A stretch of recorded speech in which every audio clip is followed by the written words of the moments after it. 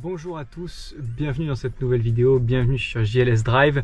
On se retrouve aujourd'hui pour une vidéo qui va normalement annoncer un futur projet qui sera disponible en vidéo sur ma chaîne YouTube. Donc là je m'apprête à aller voir et éventuellement acheter une moto pour éventuellement repartir avec. Je suis dans le berlingot, si jamais je décide de l'acheter, j'essaierai de la charger à l'arrière. Donc voilà, je vais pas vous spoiler plus longtemps, je vais vous donner le modèle de la moto. Mais avant ça, je vais faire quand même l'introduction de la vidéo. Si mes vidéos vous plaisent, n'oubliez pas de vous abonner à la chaîne, de liker et de partager cette vidéo. C'est hyper important. Donnez-moi votre avis sur ce format un peu projet en commentaire, faites-moi des retours. Et puis si vous avez des conseils, n'hésitez pas à me les donner éventuellement dans les commentaires de la vidéo. Mais voilà, toujours dans le respect, dans la bienveillance. Je ne suis pas mécanicien, je vais forcément faire des conneries avec cette moto. Venez pas m'incendier dans les commentaires, ça sert à rien. Je fais aussi ça pour apprendre. Donc voilà, si je fais des choses qui vous paraissent un peu aberrantes, n'allez pas forcément hurler dans les commentaires, n'hésitez pas à me le dire, mais toujours avec respect et bienveillance. Donc sans plus tarder, je vais vous donner le modèle de la moto que je vais voir. Donc c'est une Yamaha 125 DTMX de 1986. C'est une moto qui n'a pas tourné depuis 5 ans et que j'ai bien négocié. Et donc je vais aller la voir et éventuellement repartir avec si jamais elle me plaît. Vous verrez dans la suite de la vidéo, pour vous ça va prendre 30 secondes, pour moi ça va prendre 2 heures, si jamais je l'ai acheté ou non. Bon, tout s'est passé très vite, j'étais un peu pressé, j'étais attendu au restaurant après, mais donc je suis reparti avec la 125 DTMX. Elle était en plutôt bon état, toutes les pièces étaient présentes, le moteur n'était pas bloqué, voilà. Donc je vais essayer de la remettre en route pour commencer. Et puis je vous détaillerai peut-être par la suite de la vidéo les différentes étapes que je compte suivre pour refaire rouler cette 125 des années 80. Bon, donc concrètement, là je viens de rentrer la DTMX dans le garage et je vais commencer par démonter la batterie pour essayer de la recharger. C'est une batterie en 6 volts, donc forcément qui n'a pas été rechargée depuis 4 ans. D'ailleurs dans tous les cas, il faudra peut-être que je la change, mais en tout cas pour commencer, je vais essayer de la charger pour pouvoir utiliser celle qui est déjà dans la moto. Et puis ensuite je vais démonter le plus de choses que je peux sur la moto pour pouvoir la nettoyer vraiment en profondeur. Donc je vais démonter la selle, le réservoir et ensuite on passera à la partie mécanique pour pouvoir redémarrer la moto.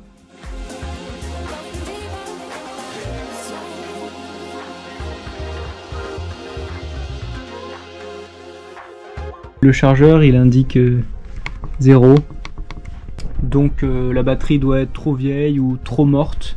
Je pense que je vais la changer d'office.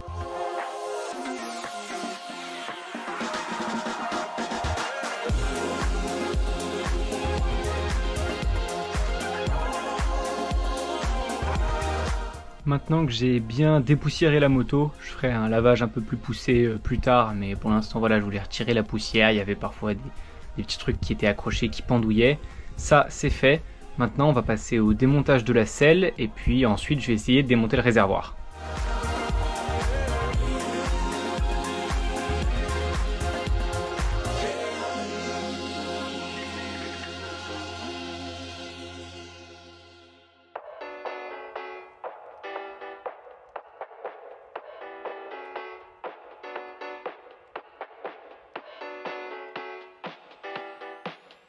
Bon alors là du coup je viens de démonter la selle et le réservoir. Et le réservoir donc j'ai voulu vider la vieille essence qu'il y avait dedans. Et en fait il y a énormément de merde dans le réservoir et dans l'essence. On peut voir là toute la merde.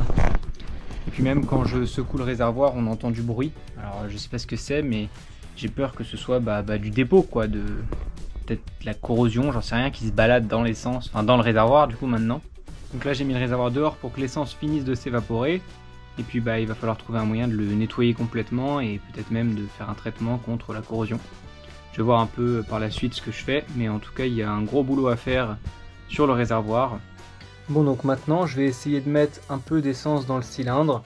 Faut pas faire trop ça avec les deux temps parce que si ça passe pas par le carbu, ça veut dire que le bas moteur est pas lubrifié. Mais bon, pour qu'elle tourne 5 secondes, ça ira bien. Comme ça, on va voir si elle démarre, si elle fonctionne, quoi. Voilà.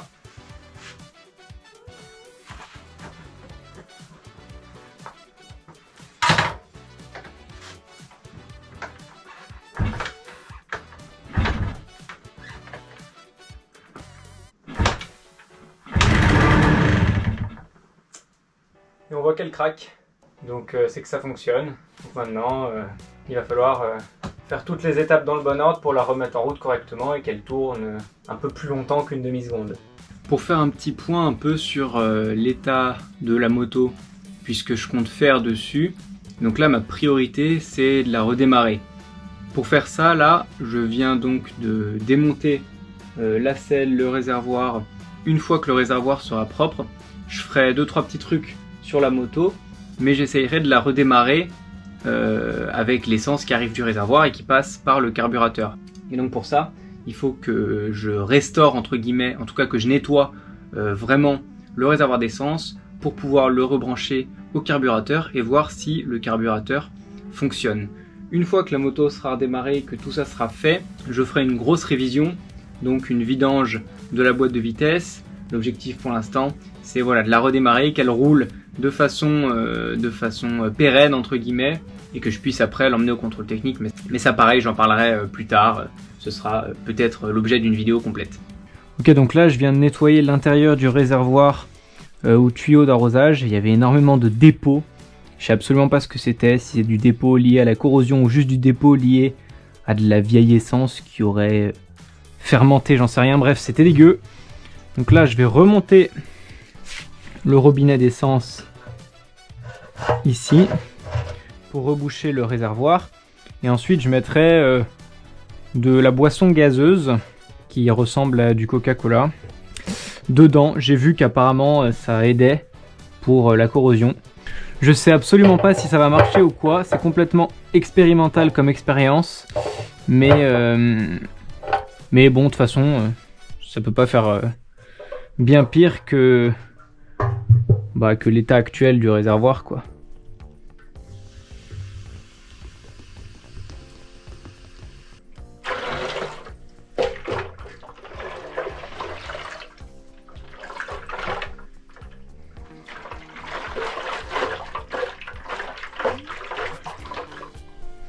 Je vais le laisser poser comme ça un petit temps et puis après peut-être que je mettrai une poignée de cailloux à l'intérieur et que je secouerai pour venir vraiment décaper l'intérieur du réservoir.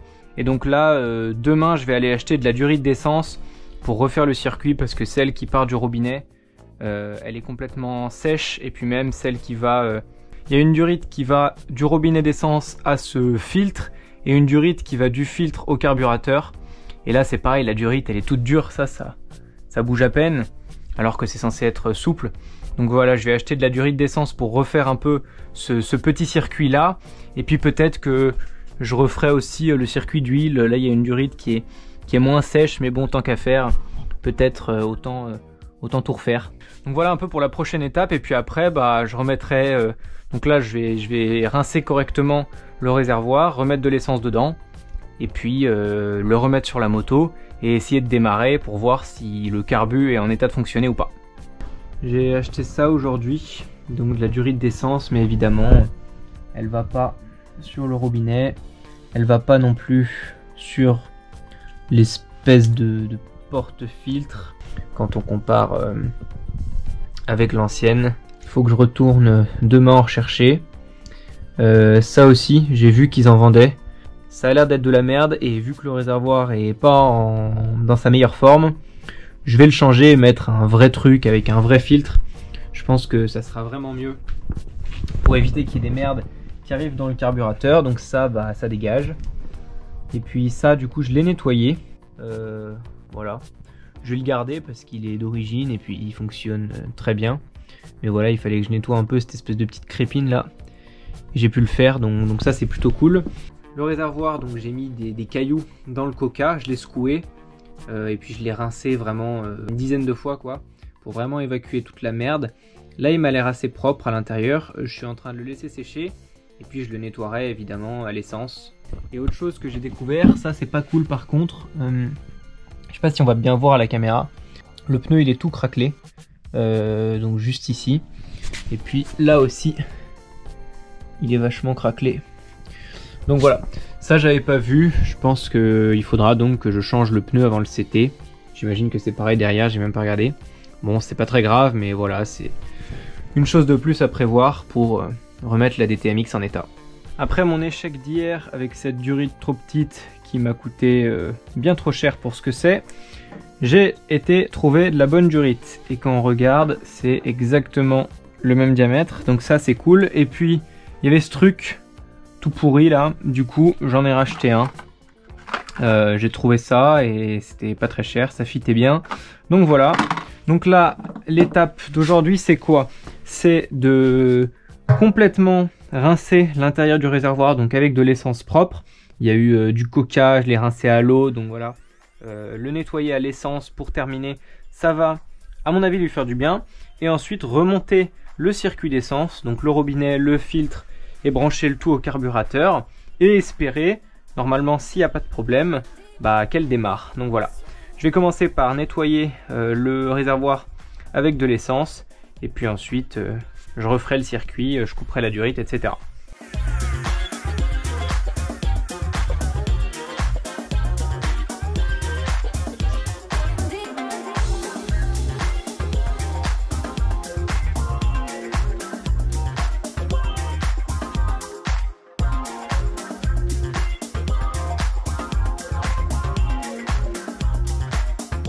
Bon, donc j'ai réussi à faire une bidouille, j'espère que ça marche. Je comprends pas pourquoi le robinet il se revise plus face mais de traviole.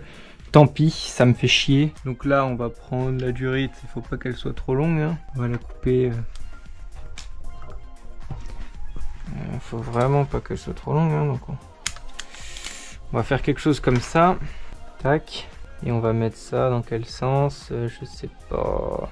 On va partir du principe que c'est ok comme ça. Donc ça, je viens le mettre ici. Là, je pense que je mettrai un riselant. Et ensuite là, on va faire un délire comme ça. Est-ce que j'ai fait n'importe quoi ou est-ce que ça y va? Bon, déjà, elle y va sur le carbu. Et ensuite, on enlève un peu. Et tac. On va lui enlever un petit coup de sifflet aussi, hein. Ça a l'air de marcher. Bon. Maintenant, faut faire du mélange. Alors, on va rincer cette bouteille. Comme ça, je saurai exactement. Voilà, donc là, je viens de mettre 1,5 litre d'essence propre. Je vais utiliser ça pour faire du mélange. Donc, 1,5 litre. Et si on veut être à 2%, c'est là entre les deux. J'ai pas débranché la pompe à huile. Pour commencer, je vais la faire tourner comme ça. Mais au moins, si la pompe à huile ne fonctionne pas, je suis sûr que ça tournera bien au mélange, quoi. Hop. Donc le mélange c'est prêt. Plus qu'à le mettre dans la moto. Tac. Ça c'était fermé.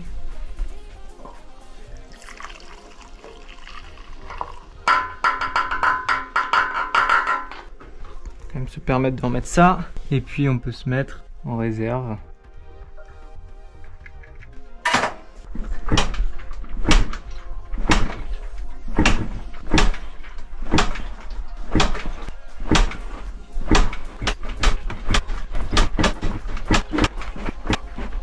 Petite update, j'ai fait ce magnifique circuit d'essence que vous avez vu tout à l'heure.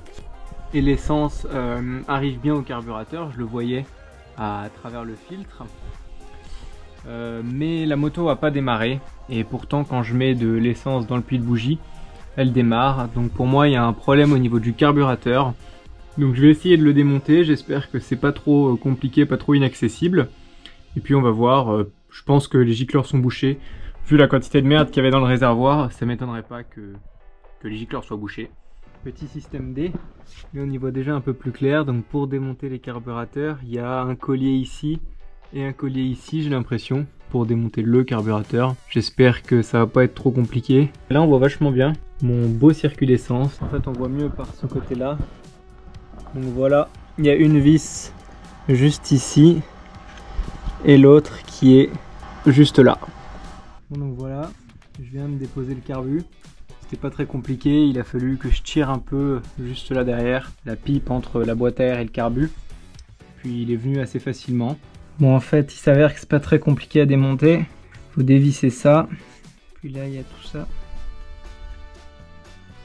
qui vient. Je vais laisser ça tranquillement. Et je vais aller voir le carburateur.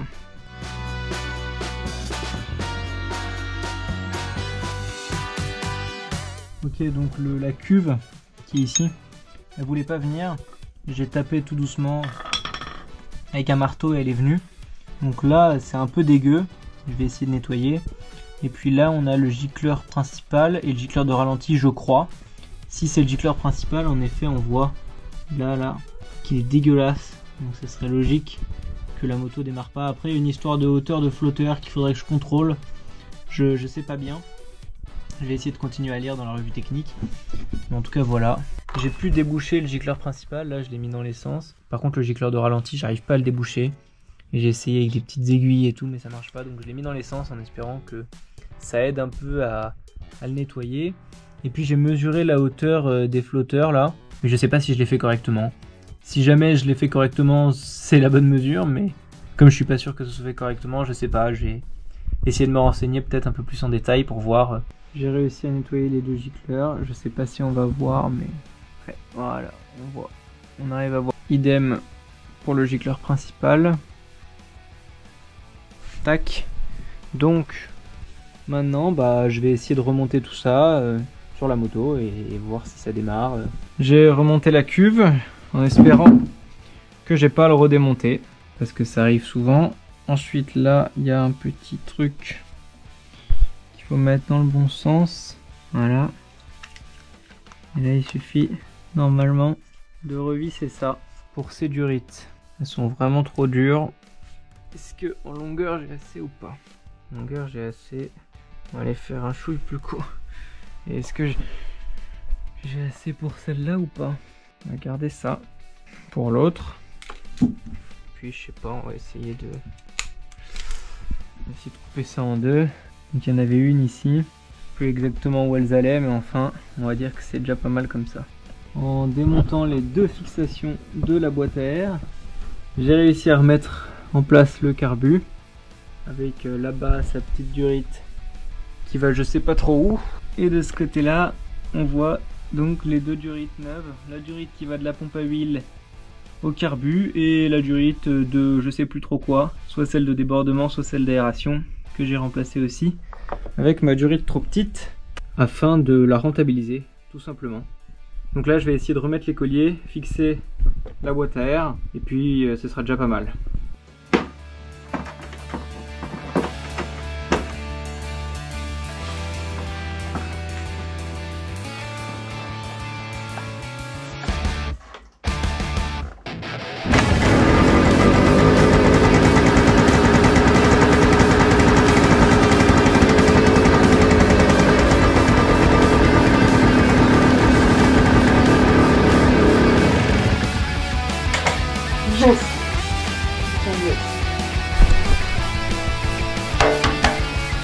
Elle a craqué.